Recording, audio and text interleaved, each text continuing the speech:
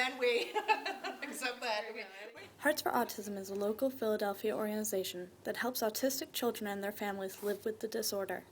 The organization is the brainchild of Robin Skye and was started in 2005 with the help of Dr. Svetlana Gratis. The inspiration for the organization came from Robin's son, Kevin. Like I say, Kevin was the one that, he was probably 3-4 years old when I first started working with him, using arts and crafts and things like that to, even before I had a diagnosis. I just didn't know what I had that I was dealing with. And so a lot of the stuff that worked with him at home and with his peers, we brought into this program 7 years ago. A lot of people, you find out your kid is autistic or whatever's going on with them, obviously what's your first reaction? How do I fix this? How do you make it go away? It's cancer, it's a diabetes, there's got to be a treatment plan. There must be a treatment plan for this, and there really isn't. We know intensive therapies of different types will work, but not everybody agrees. And it may not go away, it's a lifelong disability. In response to Kevin's autism, Robin started her own treatment plan using art and activity. She had 2 ideas for programs, one called Spectrum Sports and the other, Hearts for Autism.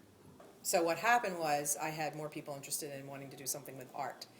The other reason, too, is that Kevin started creating some really interesting pieces of art, and when we saw that happening, I realized he was communicating through the art. It wasn't just a sensory experience, or there was something deeper happening. The program is focused around the kids doing art and yoga, but includes the family through parenting workshops. Some kids, that's the first thing they know is when they come into a program on a Saturday morning, they come to tables and right away get to start to play, and acclimate to the room based on how their day is going, and get used to the volunteers. If that all goes well between a drawing and a Play-Doh experience, the parents, we invite them to go into the library.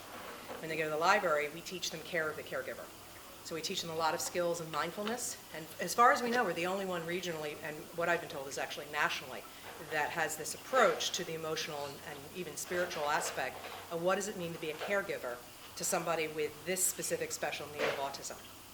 And so we have a parent coordinator who works on that part of helping to teach them to breathe, which a lot of the parents in the beginning thought that was like crazy because they're so busy running around. They're like, you want me to meditate? Are you crazy? Do you know what my life looks like? And then they go away and come back and go, oh, it worked. Like, why did that work? And so our biggest resistant people became our biggest advocates. Robin's unique approach not only got parents' attention, but professionals' attention too. So the next year of success is other people in the community who were professionals would come back and go, how did you do this? Because this isn't your training, this isn't your background, we tried that and didn't work, why is it working? I didn't know that it wasn't going to work. I didn't know failure was an option. With this positive attitude, Robin and her dedicated team were able to create a program that hosts a variety of special events throughout the Pennsylvania and New Jersey area. Through these events, they raise awareness and money for local and national campaigns.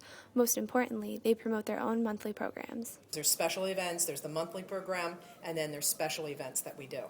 So I would say it's safe to say that, but we also started a social skills program and yoga programs. Most of their events and programs are based around group art projects. So we did a Valentine's Day family party. We had Miss Philadelphia come out and sing. And Melissa, who is the recreational therapist for this facility, she created the background design. Another project Hearts for Autism put together is a painted seashell collection with unique individual designs made by some of the children. Erica, Robin's youngest child, painted many of the seashells. She also benefits from the Hearts program even without being autistic.